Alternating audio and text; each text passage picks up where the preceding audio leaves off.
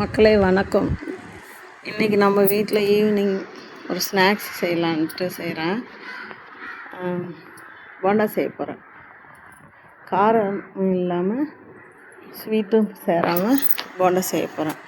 ஏன்னா எங்கள் வீட்டில் சின்ன குழந்த இருக்கா, அவள் சாப்பிட்ணும், அதனால் காரம் போடாமல் செய்ய போகிறேன். இது போண்டா செய்யறதுக்கு ஒரு 1/4 கப்பு தயிர் எடுத்துருக்குறேன். ஒரு 100 கிராம் இருக்கும் தயிர் எடுத்திருக்கேன்.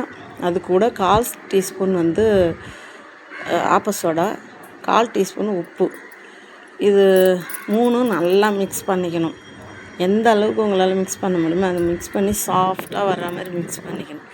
மிக்ஸ் பண்ணிவிட்டு 1 கப்பு மைதா மாவு எடுத்திருக்கேன். வெறும் மைதாவில் கூட நம்ம செய்யலாம், ஆனால் நான் கூட கொஞ்சம் 1/4 கப்பு கோதுமை மாவும் சேர்த்துருக்கேன்.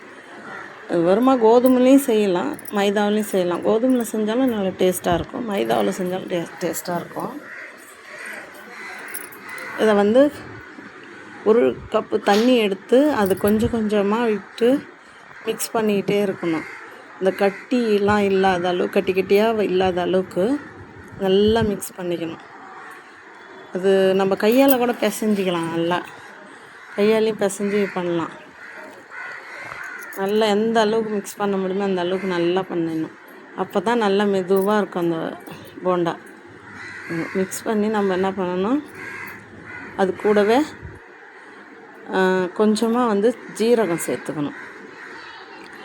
ஜீரகம் கொஞ்சமாக இஞ்சி சேர்த்துட்டு அது கூடவே கொஞ்சம் கருவேப்பிலை சேர்த்து மிக்ஸ் பண்ணிக்கணும். இது கூட பச்சை மிளகாய் சேர்த்துக்கலாம். பெரியவங்க சாப்பிட்றாம இருந்தால் பச்சை மிளகாய் சேர்த்துக்கலாம்.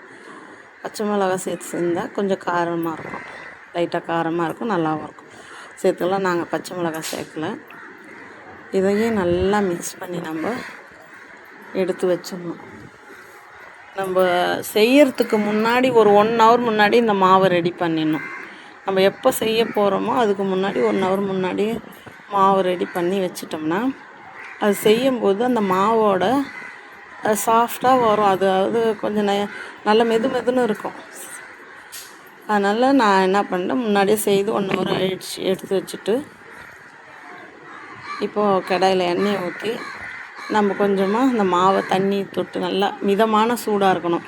ரொம்ப சூடாகவும் ஆகக்கூடாது, சூடு இல்லாமலும் இருக்கக்கூடாது. மிதமான சூடாக இருந்தால் போட்டால் நல்லா அப்படியே தீயாத அளவுக்கு எண்ணெயை காய வச்சு, இப்போது அந்த போண்டா போடுறதுக்கு நம்ம தண்ணி தொட்டு கொஞ்சம் மாவை அள்ளி இப்படியே ஊற்றணும். கொஞ்சம் கொஞ்சமாக அந்த சைஸுக்கு தகுந்த மாதிரி போட்டோம்னா போண்டா ரெடி ஆகிடும். எங்கள் பசங்க போடும்போதே ஃபஸ்ட்டு எடுக்கும்போதே எடுத்து சாப்பிட்டுச்சுங்க. நல்லா இதாக எந்த அளவுக்கு சைஸ் வேணுமோ நீங்கள் அந்த அளவுக்கு போட்டுக்கலாம். இது உருண்டையாக தான் போடணும்னு எனக்கு இல்லை, நான் எப்படி ஒன்றா போட்டலான்னு போட்டேன். நான் உங்களுக்கு நல்லா உருண்டையாக போட்டதாக இருந்தால் கூட போட்டுக்கலாம், ஒன்றும் இல்லை. நல்லா சகந்து வரணும், நிறம் மாறி நல்லா அந்த உள்ளே இருக்கிற மாவெல்லாம் வெந்து மாதிரி தெரியும் உங்களுக்கு. அந்த மாதிரி டைமில் போண்டாவை எடுத்துட வேண்டியது தான். நல்லா ப்ரௌன் கலரில் வந்துடும் பாருங்கள், வந்துடுச்சு பாருங்கள், போண்டா ரெடி ஆகிடுச்சு. அவ்வளோதான் மக்களே. பிடிச்சிருந்தால் லைக் பண்ணுங்கள், வீடியோ சப்போர்ட் பண்ணுங்கள். நல்லா இருந்தால் கமெண்ட் பண்ணி சொல்லுங்கள். போண்டா செய்து பார்த்துட்டு எனக்கு தெரிஞ்ச ரெசிபியை நான் செய்து போட்டிருக்கேன். உங்களுக்கு பிடிச்சிருந்தா நீங்கள் லைக் பண்ணி கமெண்ட் பண்ணி சொல்லுங்கள். நம்ம வேறு ஒரு வீடியோவில் பார்க்கலாம். அவ்வளோதாங்க. 1 கப்பு மாவுக்கு 3 5 15 வந்தது போண்டா. பாருங்கள் எவ்வளோ கிறிஸ்பியாக மேலே இருக்குது, உள்ளே வந்திருக்கு பாருங்கள். நம்ம வேறு ஒரு வீடியோவில் பார்க்கலாம் மக்களே.